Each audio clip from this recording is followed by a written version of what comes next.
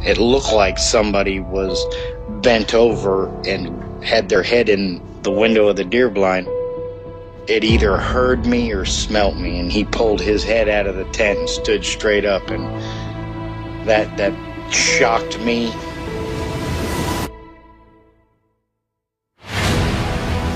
They don't make people that big. The way it moved, almost as if it was gliding across the beach. I've never seen anything move like that in my life. They were screaming at each other in gibberish. It sounded like a language, and they were chuntering away back and forwards, back and forwards, back and forwards. I know what a bear looks like, and there is no way on this planet that what I saw were bears.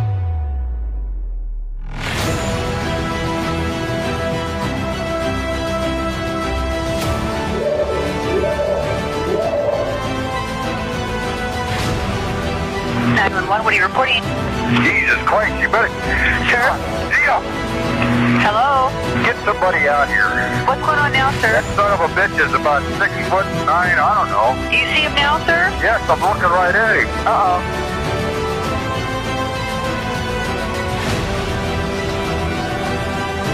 This is Cindy from Virginia, and you're listening to the one and only Sasquatch Chronicles.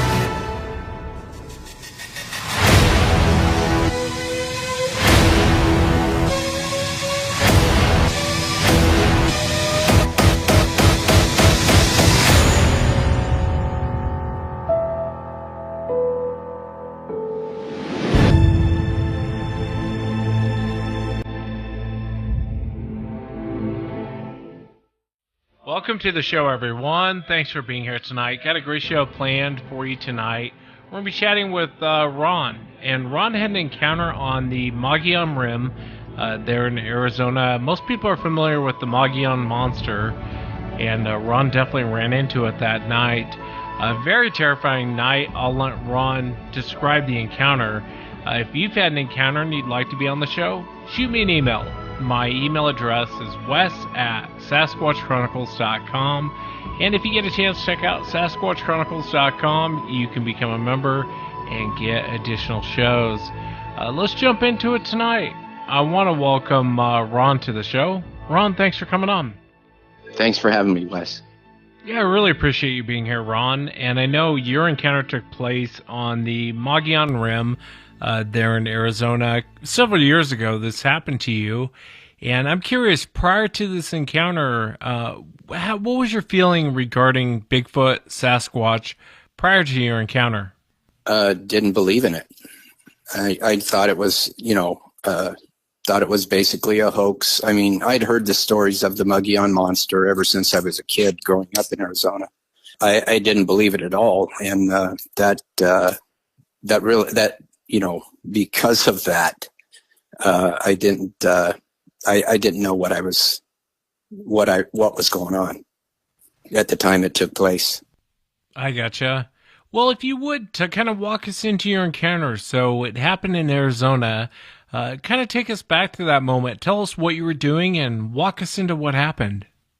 Okay. Well, it happened, I left work on Saturday night about 10:30 and went and picked up a friend of mine. And my car was already loaded up, and went to his house and grabbed his stuff real quick. We probably made it up to the camp spot somewhere around 1:30, I think. I mean, I was really familiar with this area. So was Mark, who was with me, because I'd been up several times with him. And all my family members had been in the area and stuff like that with me on the weekends. And, going up there to get out of the heat and fish and camp and stuff. We got up there, and Mark picked out this spot that was really unusual. I mean, nobody camps there. I never camped there. We normally camped, probably 400 or 500 yards away from it, up into the forest. And he wanted to camp there for some reason. And, I went along with it, but, we were camping on a trail that led down into a canyon. And it was dirt and gravel. It wasn't grass or anything like that. It looked kind of uncomfortable. So we pulled our bags out because it was so late. We didn't unload the car or anything like that. We pulled our bags out and threw them down on the ground. And we had a flashlight and Mark's rifle with us. And, I saw Mark. He loaded the rifle. I mean, I'm not a gun person by any stretch of the imagination. I'm a fishing kind of guy. And he loaded the gun with the flashlight and took the safety off and said, okay, there's one in the chamber. It's ready to go. And he laid the gun above our heads. And there was a pile of rocks in between us, in between our sleeping bags. And then we settled down. And then a short time later, I could hear walking down in the canyon. I could hear the strides. I could hear it, the sand being, munched along the creek, so to speak. And I could tell it was, it was coming towards us. And then a short time after that, it crossed the creek and then came up the trail. And, when I heard somebody walking in the canyon, I thought it was somebody that I had met up there previously. And the guy had retired in Strawberry, Arizona. He'd actually gave me some fishing tips there. I'd run into him several times. Really nice guy. And I thought, this has got to be him. But the footsteps, they sounded long. And this guy wasn't that tall. He's several inches shorter than me. And they sounded pretty heavy, which, I'm thinking, all right, somebody's coming up from fishing. And, I'd brought all my gear. It was in the car, but, I thought I'll get a fishing report from whoever this is. So I'm sitting there and I'm less than 100 feet from the trail. I mean, if it was 100 feet, we'd have been in the canyon. It'd have been out in the canyon or whatever, off the cliff, so to speak.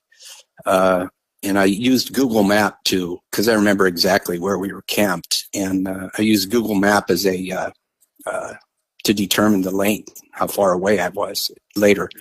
And so I'm sitting there and I can hear it walking up the trail. And I'm just, fixated on this person coming up because I want to find out, hey, what is the fishing like really?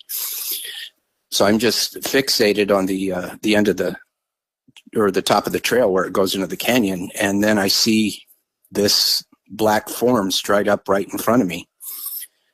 And there was moon. I don't remember how much moon exactly there was, but there was certainly enough that, I could see my car. And, it was within 100 feet from where it was parked along the road. But this black thing just strided right up to the top of the trail, and it turned, and it was directly in the moonlight at that point. And it turned right into me. I mean, like face to face, and we were probably, I guess 90 feet away or something like that. And as soon as it turned into me, I'm sitting up in my sleeping bag waiting to greet somebody. And it turned right into me, and then it was startled. I mean, I seen it was a solid black outline, but in the moonlight, I could tell that I could see I guess you'd call it an abdomen, a chest, and a face feature. And as soon as it seen me, it was startled, and it slid in the ground. I heard its feet slide in the gravel. I seen it shake. Like if you sneak up on somebody and scare them. This responded the same way, and it slid into the shadows because there was a tree at the top of the trail, and it slid part way into the shadows, and it just remains stiff as a board. It didn't move at all. And I was just staring at it for several minutes, and I didn't say anything to it. I didn't say, hey, how's the fishing or anything. I was just, this wasn't what I expected to come up the trail. I was expecting somebody carrying a fishing pole, a tackle box, and a flashlight, because it's just too dark to walk in the bottom of that canyon, or even to find that trail would be hard.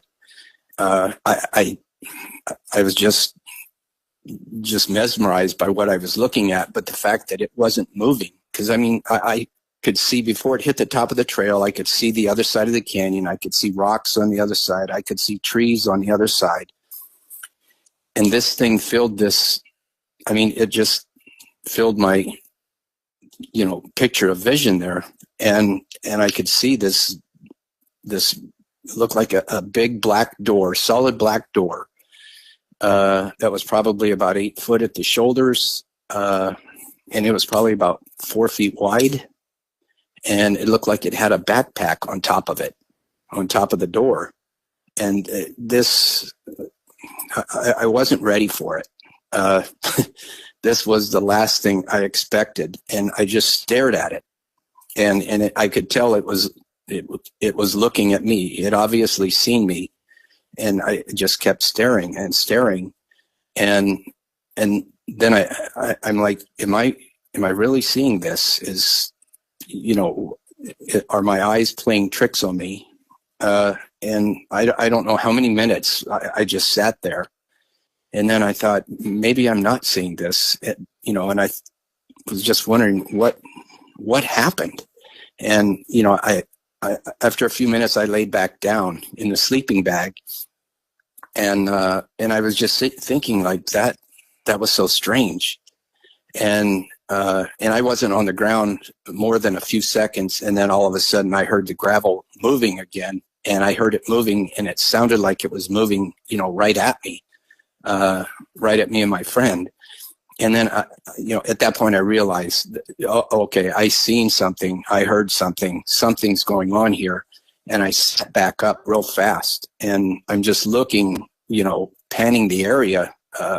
There's 3 pine trees right in front of me, and they're about right around, I want to say 30 feet away at the most, according to Google Maps. And it's dark underneath them, but behind them, it's behind the trees. There's a clearing there, and it's well lit. And I'm just looking, around in front of me, just panning back and forth to my left and right, and I didn't see anything. And then I looked directly in front of me at the tree closest to me, and that's where it went. It went up and was trying to hide behind the tree. And it was bigger than the tree. It was like it could not hide its whole body behind the tree. So I'm looking at it now, and now I'm kind of, I'm looking at a head that's sticking out at about, I guess, a normal person's level, right around 6 feet or something like that off the ground, and it's looking at me. And at that point, I kind of freaked. I told my friend, I said, get up. There's someone in the camp. And he didn't move. And then I got agitated, and I started, kind of like, when you talk to someone and you grit your teeth, like, get up. Yeah. And I was speaking rather loud, like, get up, like right now. And he didn't move. And so I started chewing on him, get up, and he didn't move. And then I was, like, this is not good. And then it stepped out from behind the tree, and then it stood fully upright at that point. And the level at what I was looking at was probably the level of, like, I'm 6 foot. And I think I was looking at about that level. And as it stepped away from the tree, I could see its entire outline. Like if you see somebody walking in front of a street light, not behind it, but in front of it, you can see the outline of that person, even though you can't tell who they are, so to speak. And I seen this black shadow step right out of the tree, but when it stepped out from behind the tree directly in front of me, it was covered with black hair. From head to toe, it was jet black, and it went all the way down. What I was looking at was probably below the shoulders, and there was hair sticking out the back of it. going all the way down. And yeah, that just fried my circuits at that point. I had no idea what to think at that point. It was like I just took a bus to Crazy Town and got off. I was just blown away. And I remember sitting there thinking, because my friend wasn't moving, I just thought, what's going on here, and who would believe this story? That something walked out of a canyon at 2:00 at night in the dark and was covered with hair on the Mogollon Rim. And as it walked, now I'm tracking it. I can see its whole outline, and it walked to the farthest tree to my left, or to its right, which was within like 45 feet. And then it turned and just looked at me and stood there in the dark. And I could see its whole outline. And it's just solid black. I remember it was blacker than any of the shadows. It was just black. And then it stood there looking at me, and then it walked back to the first tree again, and then stood there looking at me. And I think I was just lost. I was like, what is going on here? And then I grabbed the rifle, and it started walking back again to the other tree, and it just kept doing this.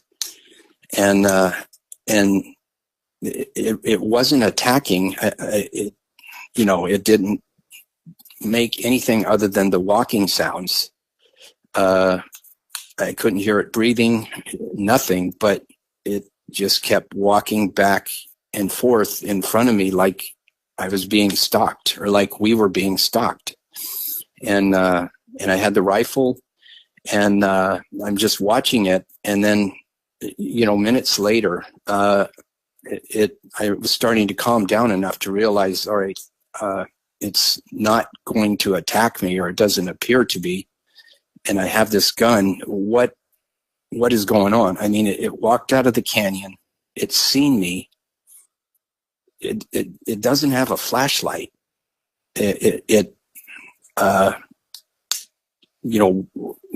Exactly what's going on here.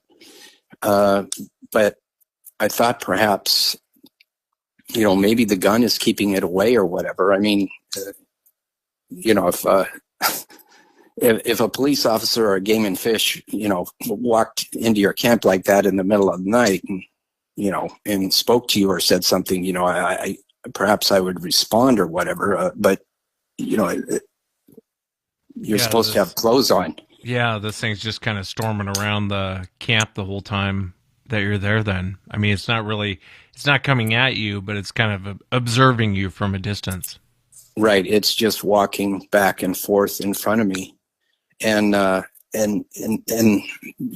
started to, my senses started coming to me a little bit, and I remembered what happened to some friends of mine up on the Mogollon previously, and I knew them both really well. I'd been out camping with one of them since we were kids, and had camped with the other one as well. But they had got jumped in their camp when they were deer hunting, or they were elk hunting, one or the other. But they got beat up and had everything stolen from them. And all I could think of at the time was, the only reason for this person to do this is he's trying to draw my attention that there's got to be somebody, I'm sitting there holding a gun. There's somebody else has got to be involved. Nobody is this crazy. This just doesn't make sense. And I started thinking that there's somebody behind me, and they never caught the guys that did that to my friends. But all I could think of is I'm being flanked. there's got to be somebody else. Nobody else is this crazy to do this, to approach somebody like this that's holding a loaded, firearm. And I started looking back behind me into the forest, like, if is somebody approaching me from the rear. And I was below the road a little bit, probably 3 or 4 feet. So I sat up and I started, pointing the rifle back towards the forest, hoping somebody wasn't back there. And then I would look back at this guy and the, I guess you call him the stalker in front of me, and he's just walking back and forth. And I'm on my sleeping bag. I haven't got off the sleeping bag. At no time did I ever stand up. I just poked my head up and I was trying, if there was somebody in the forest behind me, I was trying to let him know I'm aware of you and I have a rifle. But at the same time, because I was below the road, I didn't want to become a target either. So, I've never had any law enforcement training or any, never had the, never served in the military. So I'm sure they would have handled this, better than I did. But I just kept, going back and forth between watching the guy and then looking back in the forest. And then after a while, I thought, or realized that this guy's not going to, the guy in front of me is not going to jump me. The threat is from the rear, because this makes no sense. Why this was taking place, why this walking back and forth. And, and it's gigantic and it's covered with hair, and it can walk around without flashlights. This just blew my mind. And so I started concentrating on what might be coming up from behind. And this went on, Wes, for over 2 hours. This walking back and forth and backing back and forth. It was, I guess I felt every emotion from anxiety to fear to anger. Because I didn't know how this was going to turn out. None of it made absolutely any sense whatsoever. And, about an hour before sunrise, it turned and, turned its back on me and walked down the trail and down the canyon. And, I could hear its steps going down the trail, crossing the creek, and then I could hear it walking away, and then I couldn't hear it anymore. And, I felt relieved that it was leaving, that it left the camp. But at the same time, I thought, this is when we're about to be jumped. I was pretty nervous, but I just laid there looking, back towards the forest. I knew that this gun couldn't leave my hands. Even though I'm not a gun person, the gun never felt comfortable in my hands. I wanted my friend to wake up so I could give him the gun, is really what I wanted. Because I knew he could handle it much better than I could. And I just laid there, just staring behind me, as I was below the road, but I was just watching and listening for anything moving in the forest, and I didn't hear anything. And then right as the sun started to come up, right when it started to get light, I yelled at my friend. I said, "The sun's coming up." And then he sat up and he threw the sleeping bag off of him. And he said, "What was that?" And I was like, oh, you were awake? And he said, "Yeah, what was that?" And I said, "No, who was that?" And he said, "No, what was that?" And that was, for me, that was so odd, because he never seen it. I did. Everything about it told me that I was dealing with a human. The way it walked, the fact that when it got to the top of the trail and it turned right into me, and it reacted human in as much as that it tried to hide. It concealed itself from me to a point that that I thought perhaps my eyes were playing tricks on me, and laid back down. But everything told me this was a human. And that's why I thought it was so weird, is because I watched this. I'm the one who watched it, and he didn't. And I we had the flashlight there with us, and it was on the other side of Mark. I had to crawl over some rocks and then over top of Mark to grab the flashlight, because for a while there I wondered why I didn't grab the flashlight. But had I climbed over Mark, he'd have probably leaped up, grabbed the rifle, and shot everything in the forest, because I could tell he'd never slept at all. He was freaked. I just told him this trip is over, and we grabbed everything and jumped in the car, and we left. We went all the way back to Phoenix. I mean, this trip was done in less than 8 hours. Yeah, it's a terrifying account, man, especially when you're not really sure what it's going to do or how it's going to react. Do you think the creature knew you were awake and you were watching it?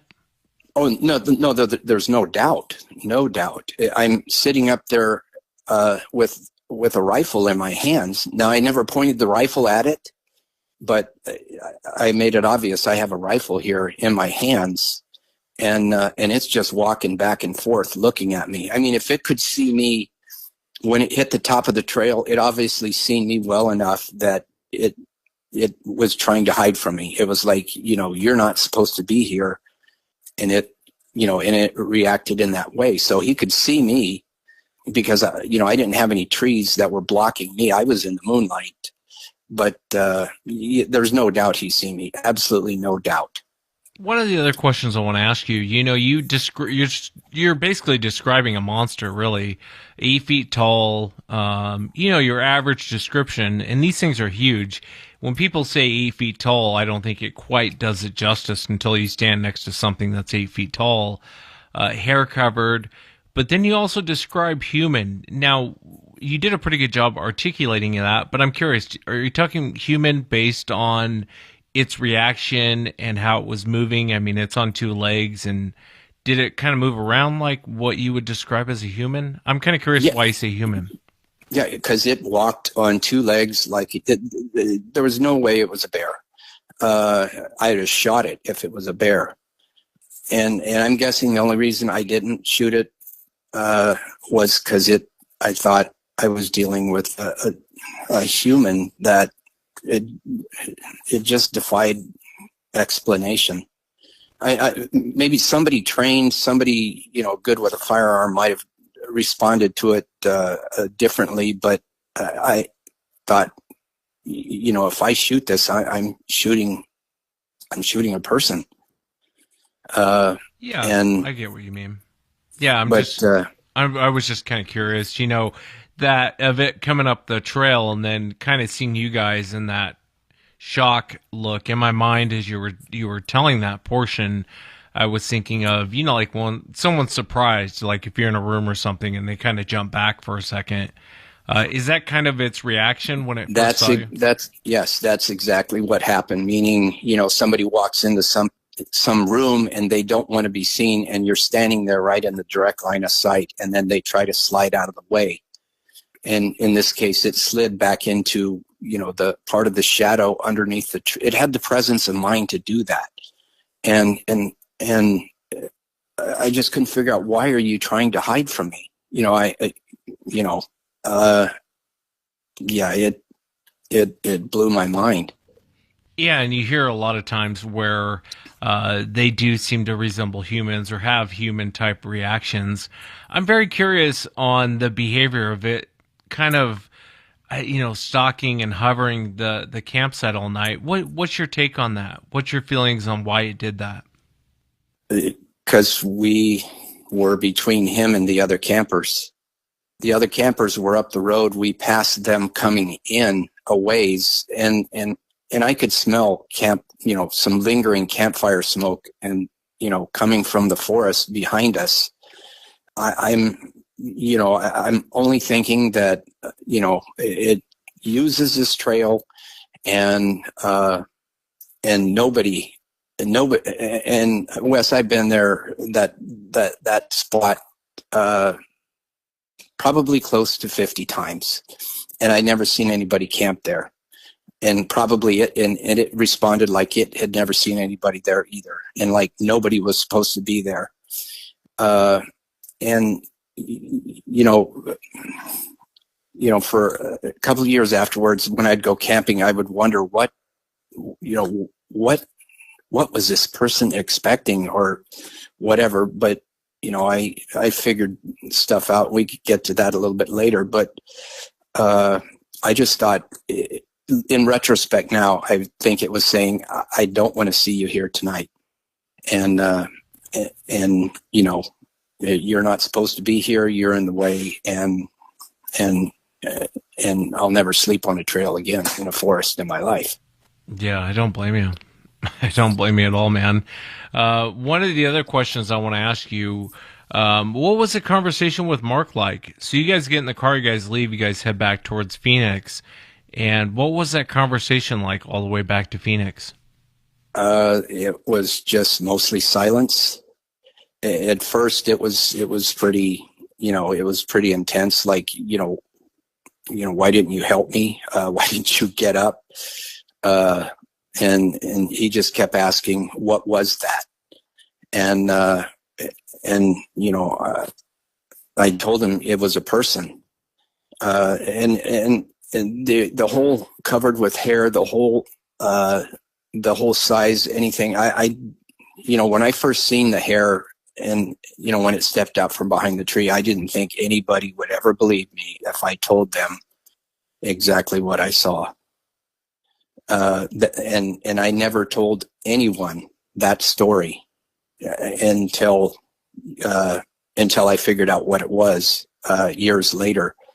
And I basically kept it to myself, and Mark never told anybody about it. He never told his wife, nobody.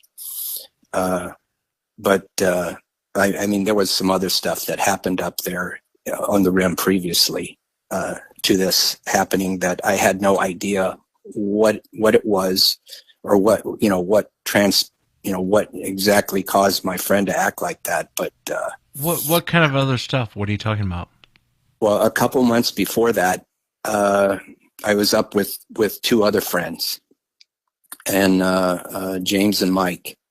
And Mike had never been camping before. This is like his first, maiden trip, maiden voyage into the forest, so to speak. But James I'd been out with before. And we were camped about 500 yards from this spot, directly due south into the forest from the canyon. And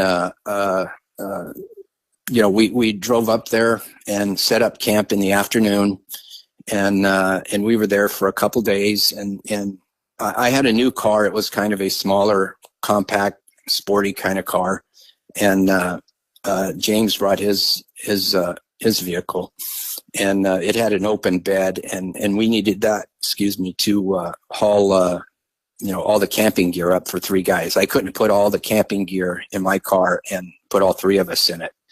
So we took two cars, and we went up there, and we were about 500 yards away from this spot. So we were all set up for camp. And as it was starting to get dark, I asked James and Mike if they'd ever been snipe hunting.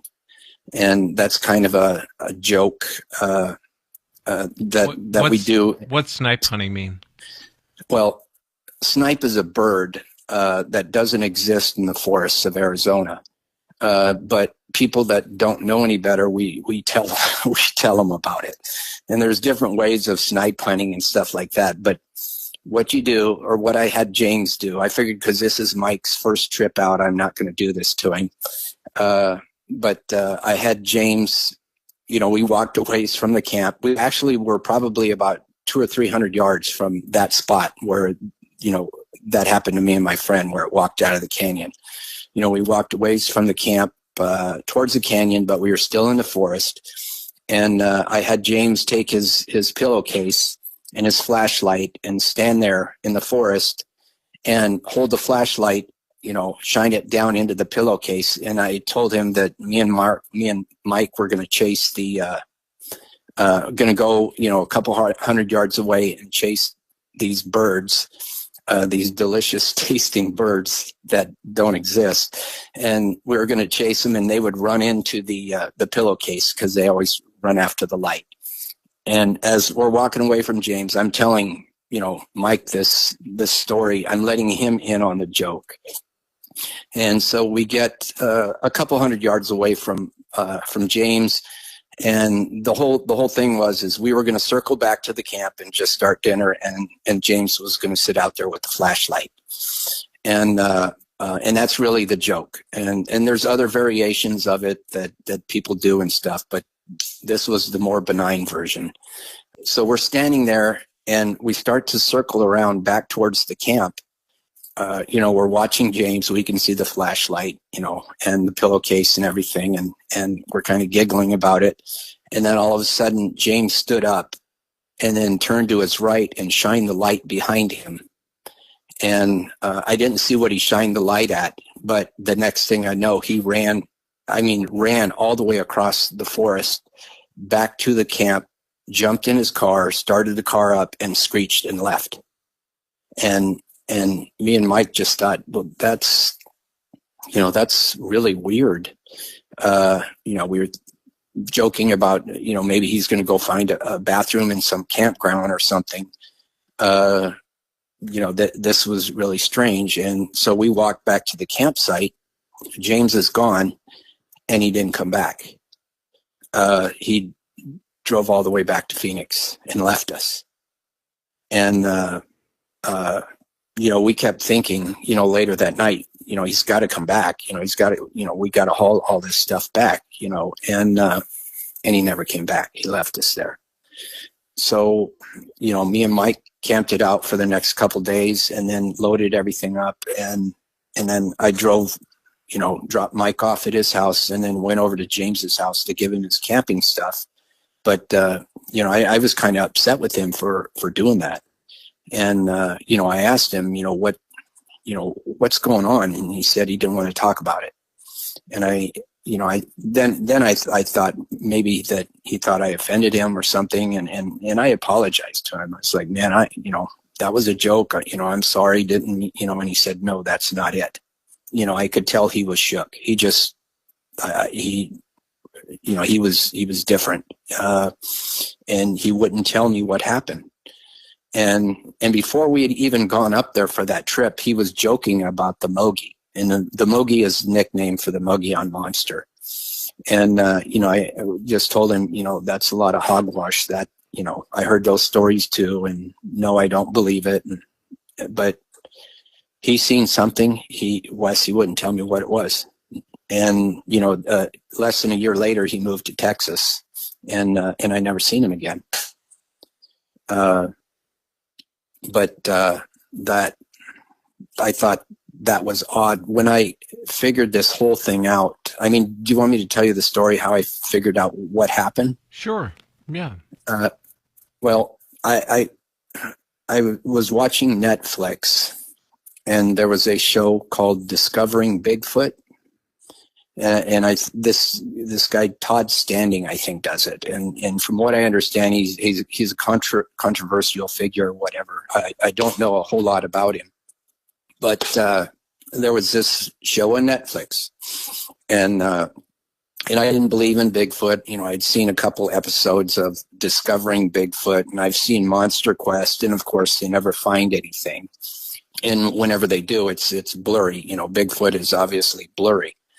That's why there's no good pictures. And then at the start of the movie, I seen these clear photographs or clips of the of Todd Standing's Bigfoot. And I was remarking to my wife, look at the actors. The makeup has gotten so much better, over the years. It almost looks real. And then about the 9 to 10 minute mark of his documentary or whatever, it showed a picture of something trying to hide from him. I think this is between the 9 and 10 minute mark. It showed something big, about 9.5 feet tall, covered with hair, that was trying to hide from him behind this tree. And I just yelled, "What?"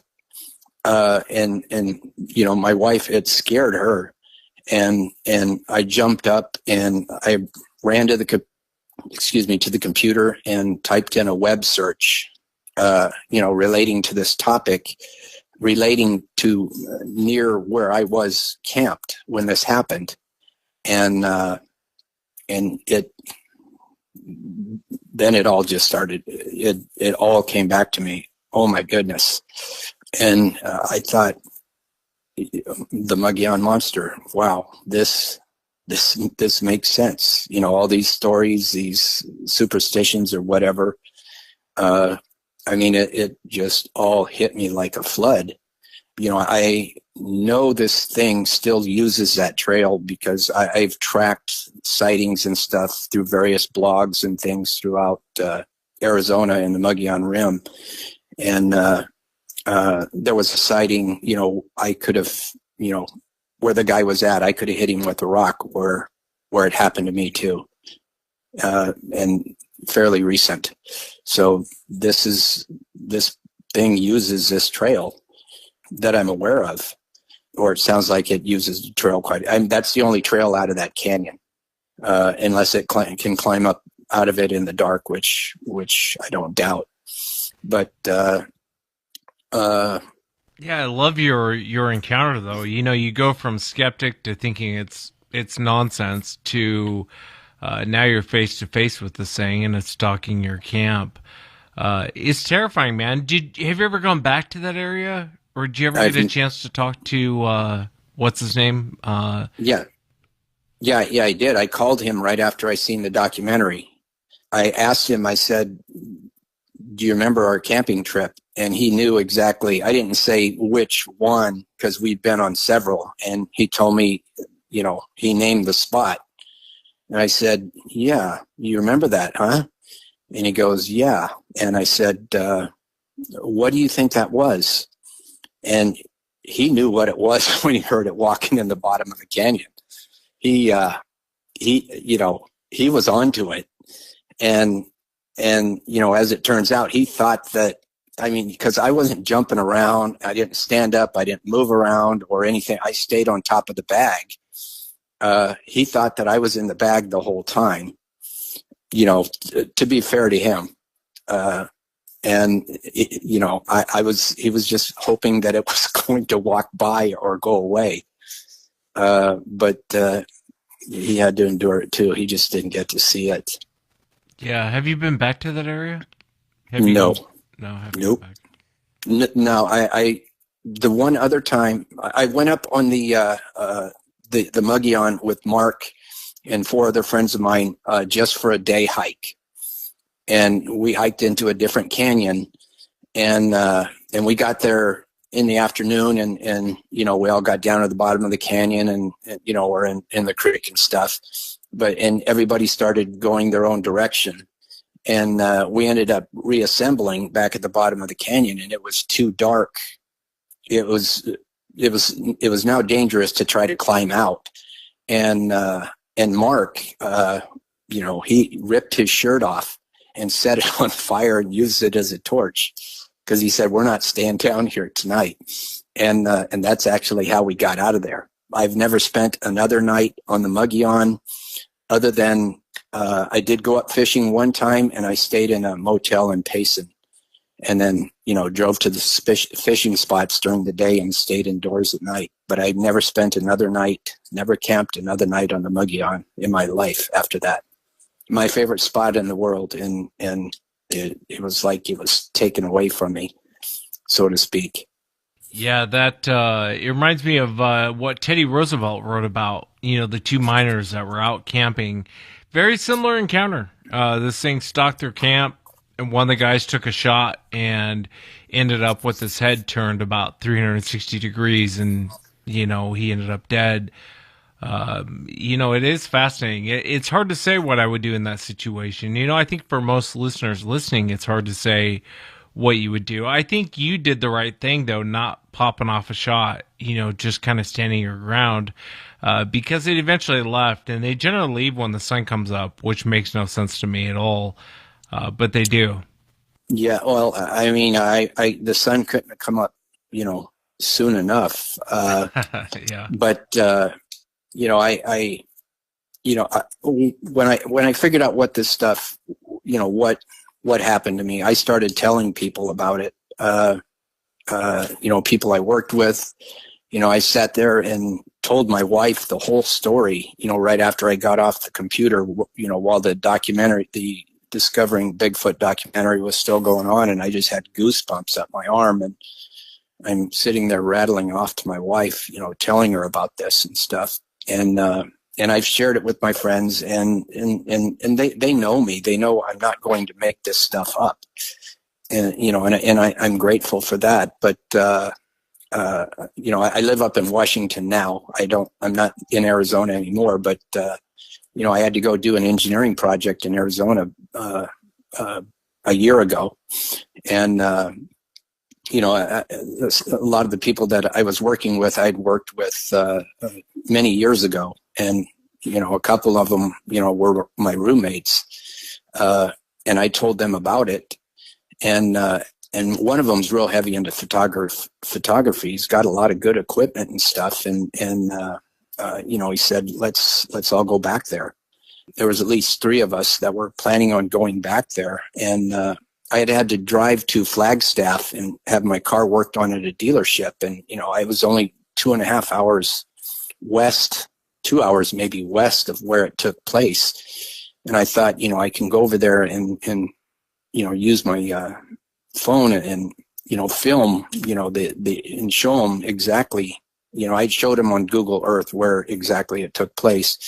And just show them, up close and, walk down the canyon. And as I'm sitting at the auto dealership waiting for my car, thinking about all this, I started having an anxiety attack.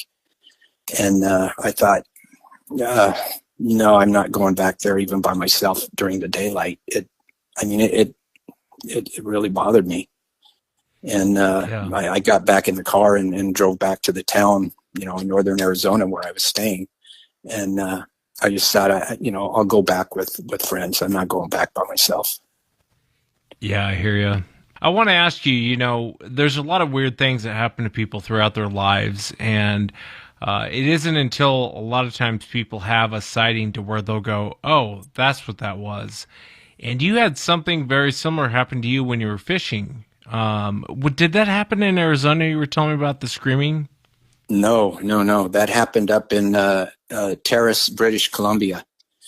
I was doing a fishing vacation up there with my wife and her parents, and it's about an 18-hour drive from where I live, and we drove up to Terrace. I wanted to fish. There's some famous rivers up there. With the kind of fishing that I do, I do a lot of salmon, steelhead fishing, stuff like that. But I wanted to fish the Babine, the Bulkley, the Skeena, and the Kispiox all on one trip. So me and my father-in-law, we were camped on an island in his fifth wheel in Terrace, and we left the campground, drove across the bridge to the south side of the river, and I had a topographical map of the area. And we ended out, I want to say 20 minutes west of Terrace towards Prince Rupert. We were on the south side of the river. I think, if I remember correctly, I believe it's called White Bottom Road. And we went all the way to the end of it. And it ends along the levee, and then it's bulldozed. So we drove as far along the levee as we could, and then right there at that mound of dirt, then it dumps out onto a big beach along the Skeena River. And so we parked right there and got out of the truck, and we had all our fishing gear, waders, and all that stuff. But as soon as we got out of the truck, we seen grizzly prints that came from out of the forest down onto the river. and down across the levee and down into the sand and then along the river. And, we thought, wow, that's pretty neat, but, it's kind of scary too. But we went down there and we fished. And as soon as we got down to that spot on the Skeena, on that beach, then all of a sudden the trees in the forest, and we were probably, I want to say 50 yards, 75 yards, something like that from the forest on that road. I don't remember exactly. But there was forest behind on the other side of the truck. We were down on the river and the truck was up on the levee behind us. And then the forest was a ways back behind the truck. And all of a sudden, branches just started snapping. And then these wicked screams. And I mean, it sounded like two big creatures killing another big creature. There's definitely more than one of them. And, we both stopped fishing and just started looking, what's going on. And my father-in-law, he asked me, he said, what's being killed up there? And, I told him, well, those are bears, killing, a moose or something. It was the only thing I could think of. And he said, Ron, those are not bears. And he's a hunter from Arizona. He's ex-military and stuff. I've never hunted with a rifle in my life. But, I was like, no, those are bears. No, those are not bears. Those are not bears. And the screaming just kept going on. Well, I continued fishing and I was catching fish, catching salmon. And I was just releasing them. I'm more of a catch and release guy. And he said, what are we going to do if they come down here? And I said, well, I can outrun you. And he goes, I can outrun you. Yeah, I told him I can outrun you. And he said, no, I'm serious. What are we going to do? And then I realized that he wasn't having fun. And I said, okay, let's, and I told him I'll just start keeping salmon. And so as I caught the salmon, I laid them out in a circle around us, in the event that whatever it was coming down there it would go through the salmon before it got to us. And these screams, Wes, they went on for 3 hours at least. And you could see full-size trees being shook. Now I've seen video of bears running up trees and seeing trees shake like that. But we couldn't see what was doing it because the truck was blocking our view, because it was parked on top of the levee and the truck was directly between us and where these things were. But it just went on and went on and went on. And to the point that, when it finally stopped, because we didn't think we could leave the area. We didn't want to go towards it. We wanted to stay down there. And when it stopped, I took all the salmon and put them on 2 stringers, and I handed him one and I had one. And the whole idea was to, throw them, if we got charged or whatever, was to throw the salmon in front of us and give it up. And hopefully they'd rather eat that than us. And then we walked and got back in walked real fast and got back in the truck. And then he started, we had no business being out here, as we were driving away, real fast. I was concerned about the noises and stuff like that. The fishing was awesome, but he did not have a good time at all. He didn't catch one fish the whole time. And he's a good salmon fisherman. Yeah, and did this happen prior to your encounter? No, it happened afterwards. Afterwards, I got you. Okay. I still didn't know what had happened on the Mogollon. And I never even told him about it until after, I never told my father-in-law about it until afterwards. And when I told him, what happened to me, and he was like, well, I don't know if I believe that. And I said, well, what do you think that was in BC? And he said, I don't know what it was, but it wasn't bears. I hear you. Yeah, he's not a believer in Bigfoot or anything, this type of activity, but he knows that something happened to me and Mark as well. There's something, what happened to him, he still can't explain. And there's nothing that screams like that, Wes. It was loud, and it was more than one, and it just kept going on, and it was, the Did it sound tree. did it sound more human-like? No. Oh, no. It was loud and just sounded blood curdling. Just like, get out of here. And, after I figured out, what that could have been up in Terrace, I wondered why the bulldozing stopped there, why it didn't go on, because it was like it stopped. We pulled right up to the pile of dirt at the end of the road there. It didn't go any further. You couldn't go further. You couldn't go around it. I wondered what that was, or why they stopped, at that point. And I tried to contact, there's a researcher up there, and I found out that he died in 2016, that he was located in the Terrace area. And I was going to tell him, exactly, here's exactly where it happened. And it happened in the month of August, the same month that I had my encounter in Arizona. Yeah, I've had that, that canyon in Arizona where that happened. I'd hiked up that canyon the year previous, and I went a ways up it, and then just and I was by myself, and I just got this creeped out feeling, and I stopped, and I turned around and walked back. It was like I was having a wonderful time, and then all of a sudden I'm not. And this, this came, this sudden creeped out experience, or creeped out feeling. I don't know if I felt I was being watched. I just felt like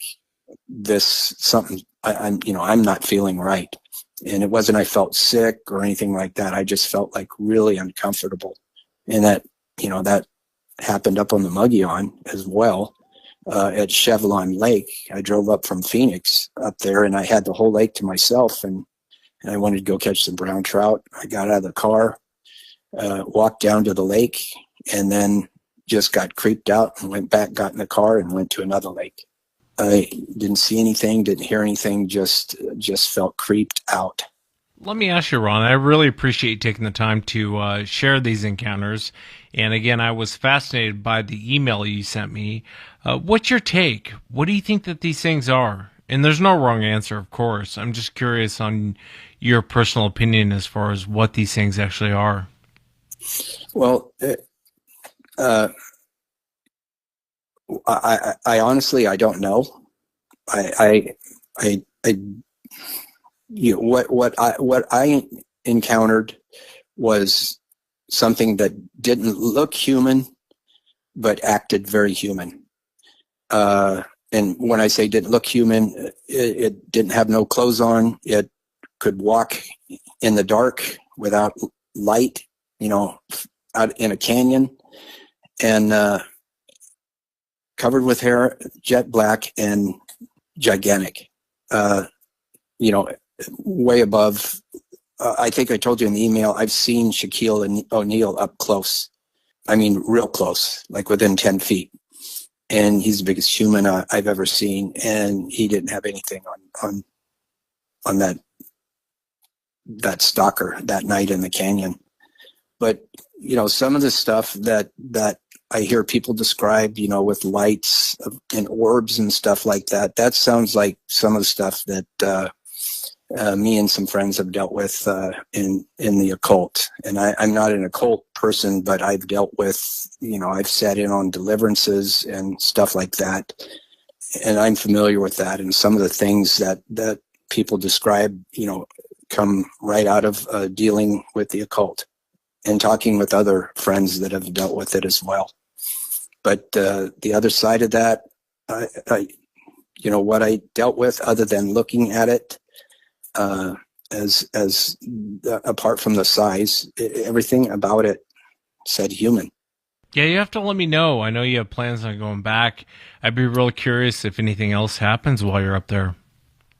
Yeah, I have my two friends. They're both in northern Arizona that want to go with me, and they have some good camera equipment and stuff. But part of me is still a little bit apprehensive. Yeah, I don't blame you. Yeah, it's kind of. I was okay with hiking and fishing and everything by myself, because where I live in Washington, we have the sightings are within 10 miles of my house. So I don't get out and do the hiking, like I used to. It's kind of wrecked that, sort of. But, I'll go fishing here in town. I'll go down to the river and go salmon fishing or whatever, when they're running. But I don't go out in the Washington woods by myself. It's, nah. Yeah, I can understand that. I can definitely understand that. I can't thank you enough for taking the time to come on and share what happened to you. Will you let me know if you go back and if anything happens? Yeah, I'll let you know. And, thanks for, providing this outlet for people, because it, after what I experienced, and I ridiculed people, I really did, for believing in this stuff.